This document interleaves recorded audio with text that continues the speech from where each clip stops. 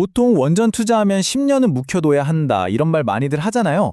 근데 그거 정말일까요? 다시 뜨겁게 떠오르고 있는 이 원자력 발전 시장에서 남들보다 한 발 앞서서 수익을 낼 수 있는 비결, 7030 법칙, 오늘 아주 쉽고 명쾌하게 파헤쳐 드리겠습니다. 맞아요. 사실 이게 많은 투자자들이 원자력 발전 하면 딱 망설이는 지점이거든요. 아니, 발전소 하나 짓는데 10년이 넘게 걸린다는데 그 긴 세월을 어떻게 기다리냐 이 말이죠. 하지만요, 만약에 그럴 필요가 없다면 이야기는 완전히 달라지지 않을까요? 자, 그럼 한번 제대로 들어가 보시죠. 도대체 왜 지금 다시 원자력 얘기가 여기저기서 쏟아져 나오는지, 이 거대한 흐름이 어디서부터 시작됐는지, 그 전 세계적인 배경부터 한번 짚어보겠습니다. 지금 보시는 이 세 가지가 거의 완벽한 삼각편대처럼 맞물리고 있습니다. 지정학적인 이슈로 인한 에너지 안보 문제, 그리고 갑자기 피어나온 AI라는 엄청난 전기 먹는 하마, 여기에 SMR이라는 게임 체인저 기술까지 이 세 가지가 딱 맞아떨어지면서 원자력의 시대가 다시 오고 있는 거죠. 첫 번째가 바로 에너지 안보인데요. 러시아 우크라이나 전쟁 때문에 유럽이 정말 크게 한번 데인 겁니다. 특정 국가의 에너지 공급을 의존하는 게 이렇게나 위험하구나, 이걸 깨달은 거죠. 게다가 막상 해보니까 신재생 에너지만으로는 24시간 내내 안정적인 전력 공급이 어렵다는 현실적인 문제에 부딪힌 거예요. 그래서 다시 원자력을 찾게 된 겁니다. 그리고 두 번째, 이게 정말 무서운 수요입니다. 바로 AI 혁명이죠. 우리가 생각하는 것 이상으로 데이터 센터가 어마어마한 전기를 먹습니다. 잠시라도 전기가 끊기면 그냥 끝장이거든요. 그러니까 24시간 365일 안정적으로 대규모 전기를 공급해 줄 수 있는 에너지원이 절실해진 거예요. 미국 같은 나라들이 원자력 르네상스를 외치는 이유가 바로 여기에 있습니다. 그리고 마지막 퍼즐 조각, 바로 SMR, 소형 모듈 원자로입니다. 예전에 그 거대하고 좀 위험하게 느껴졌던 원전이 아니에요. 훨씬 안전하고 크기도 작아서 심지어는 빅테크 기업들이 그럼 우리 데이터 센터 옆에 우리가 직접 지을까? 이런 생각까지 하게 만드는 그야말로 기술의 혁신인 거죠. 이러니 투자가 다시 몰릴 수밖에 없게요. 자, 지금까지는 글로벌 트렌드를 봤고요.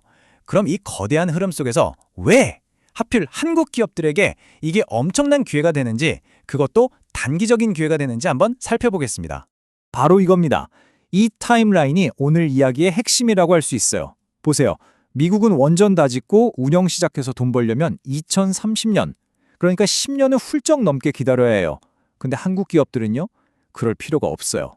바로 지금부터 1년, 3년 안에 장비 납품하고 건설하면서 바로바로 수익을 냅니다.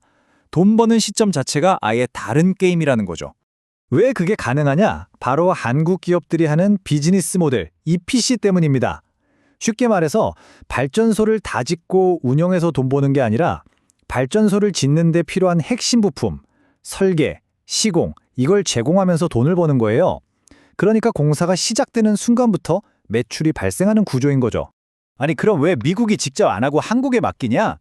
이게 또 재밌는 포인트입니다.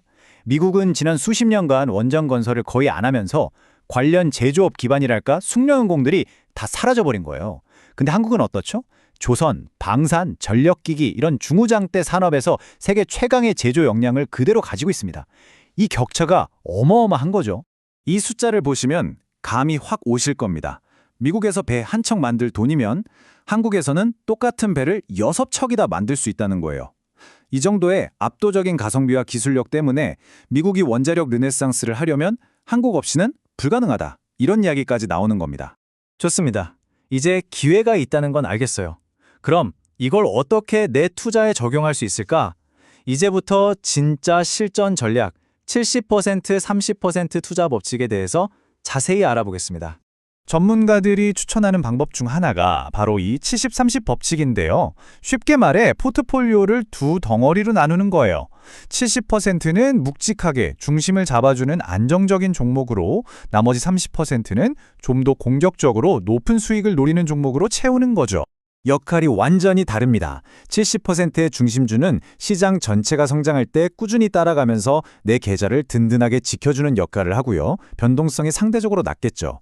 반면에 30%의 부품주는 좀 더 변동성은 크지만 제대로 터졌을 때 이 70%의 수익률을 훌쩍 뛰어넘는 그런 폭발적인 성과를 내기 위한 전술적인 카드라고 보시면 됩니다. 그럼 70% 중심주에는 어떤 것들이 있을까요?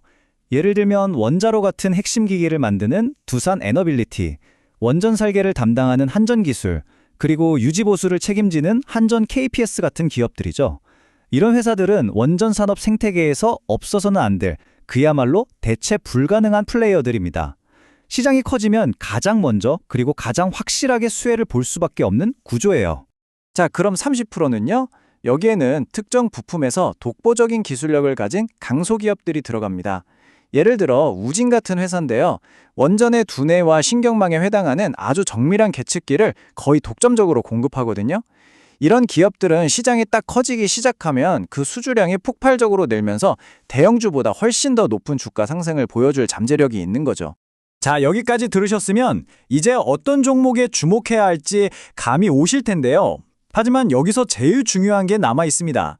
그냥 전문가가 좋다고 하니까 사는 게 아니라 이 모든 정보를 내 것으로 만들어서 나만의 투자 논리를 세우는 과정입니다. 방법은 이렇습니다. 여러 전문가들의 의견을 일단 다 들어보는 거예요. 그리고 나서 그 복잡한 정보들을 나만의 언어로 아주 단순하게 만들어 보는 겁니다. 그래서 결국 누가 물어봐도 흔들리지 않을 단단하고 일관된 나만의 투자 아이디어, 딱 한 줄로 요약할 수 있는 그런 논리를 만드는 거죠.